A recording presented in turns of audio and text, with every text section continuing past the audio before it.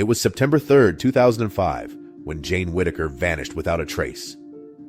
She had been walking home from school in the small, close-knit town of Willow Creek, Oregon, when her life took a dark and sudden turn.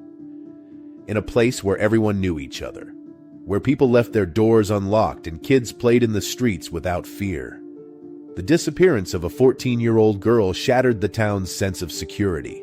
Her parents, Martha and Greg, were frantic. They called the police, organized search parties, and put up flyers on every lamppost and storefront within a 100-mile radius.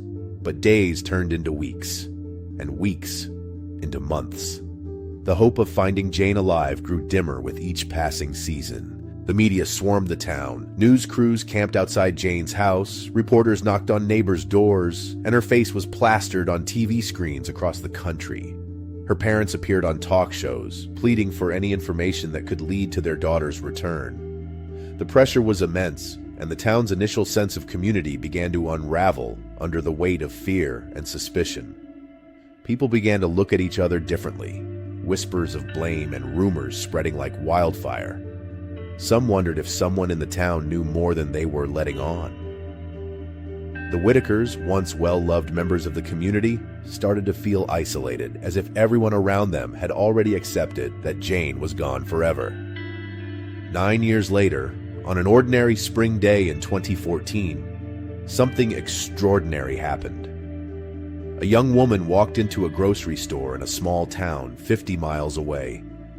She was wearing oversized clothes, her hair was matted, and she looked like she hadn't seen sunlight in years. The store clerk immediately knew something was off. The girl approached the counter, her voice barely above a whisper as she asked for help. It was Jane, the girl who had been missing for almost a decade. Her reappearance would shock not only her family, but the entire country. The story of Jane's disappearance began with a man named Roy Tannen, an outcast who lived on the outskirts of Willow Creek. Roy was known around town for his reclusive nature. People saw him as the strange guy who rarely spoke and kept to himself. They didn't know that behind the doors of his secluded house, Roy was planning something twisted. He had been watching Jane for weeks.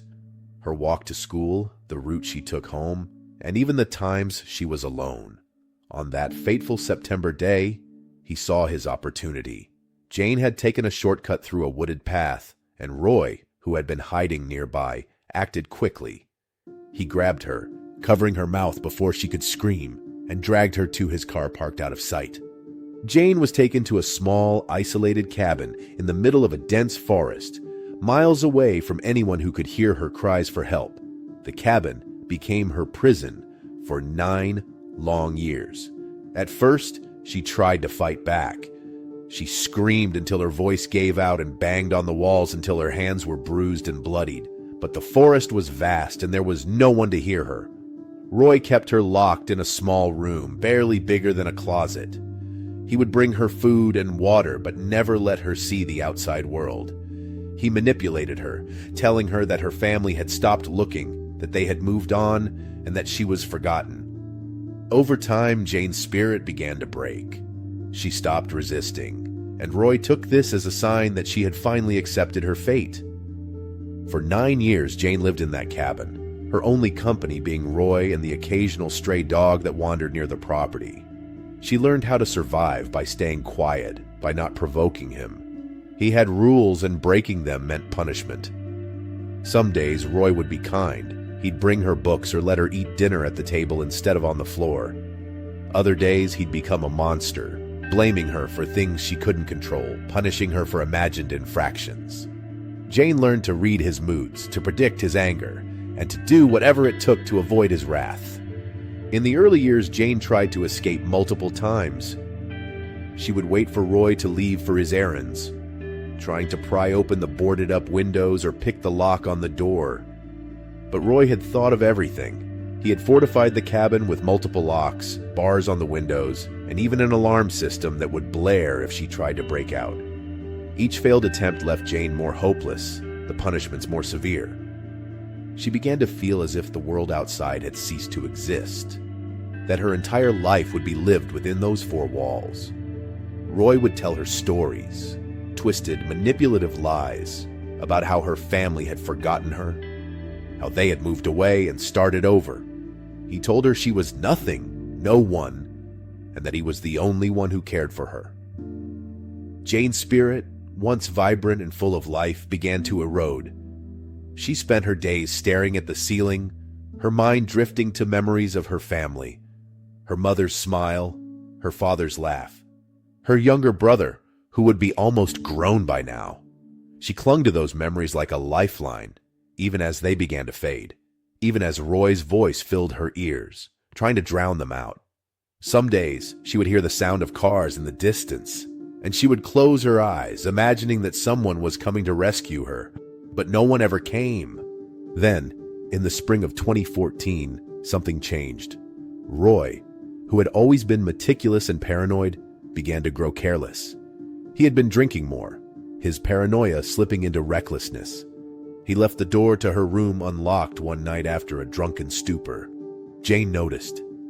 She waited, her heart pounding, until she was sure he was asleep. It was her chance.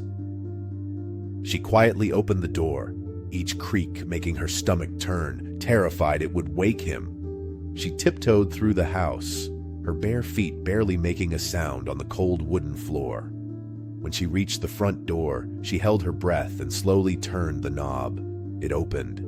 The cold night air hit her face, and for the first time in almost a decade, Jane ran. She ran barefoot through the forest, branches scratching her skin, her lungs burning. She didn't stop until she saw lights, the bright, welcoming lights of a 24-hour grocery store. The store clerk called the police, and within hours, Jane was reunited with her family. The media swarmed their home, wanting to know every detail of her captivity, every harrowing moment she endured. But Jane was tired. She was tired of being the story everyone talked about, tired of the questions and the pitying looks. She just wanted her life back, something that had been stolen from her for 9 long years. The transition was not easy. Jane had to learn to live again, to trust people, to be around her family without feeling like a stranger. She struggled with the simplest of things, like going to the store or sitting in a crowded room, because the world felt too big, too loud. Jane's family tried their best to support her, but the years of separation had taken their toll. Her parents, once so full of hope, had aged beyond their years, their faces etched with lines of worry and grief. Her younger brother, who had been only 5 when she disappeared, was now a teenager, practically a stranger to her. The family dynamics had shifted in her absence, and fitting back in was like trying to piece together a puzzle with missing parts. There were moments of warmth, hugs that lasted a little too long, shared tears over old family photos. But there were also moments of silence, of not knowing what to say or how to bridge the gap that the years had created. Roy Tannen was arrested a week after Jane's escape. He had tried to flee but was caught in a neighboring state, hiding in a rundown motel. During his trial, he showed no remorse. He claimed that Jane had wanted to stay with him, that she was happy there. But Jane testified, her voice steady as she recounted the years of abuse, the nights she cried herself to sleep, the hope she held on to that one day she'd be free. She spoke about the small moments that kept her going, the sound of birds outside the window, the smell of pine when Roy would forget to close the door, the memory of her mother's voice singing her to sleep. The jury found Roy guilty on all charges, and he was sentenced to life in prison without the possibility of parole. The aftermath of the trial was both a relief and a new burden. Jane was free, but she was also thrust into a world that had moved on without her. She had missed 9 years of her life, 9 years of birthdays, holidays, school dances, and family dinners. She had to learn to use a smartphone, to navigate social media, to understand references to things that had happened while she was gone. It was overwhelming, and there were days when she wanted nothing more than to retreat back into the safety of a small, quiet room where the world couldn't reach her. But Jane was determined. She had survived 9 years of captivity, and she would survive this too. She began seeing a therapist, someone who helped her process the trauma, who taught her how to reclaim her life one step at a time. She started small, walking to the park, sitting on a bench, feeling the sun on her face. She volunteered at an animal shelter, finding comfort in the presence of creatures that didn't ask questions, that just accepted her. Slowly, she began to rebuild herself, to find pieces of the girl she had been and merge them with the woman she had become. Today, Jane speaks to other survivors, helping them find their own voices, their own strength. She shares her story, not because she wants pity, but because she wants others to know that it's possible to survive, to keep going even when everything seems hopeless. She's still healing, still learning how to live in a world that moved on without her. But she's here and she's free, and that's what matters. Jane's story is one of survival, of resilience in the face of unimaginable darkness. She was held captive for 9 years, but she never gave up.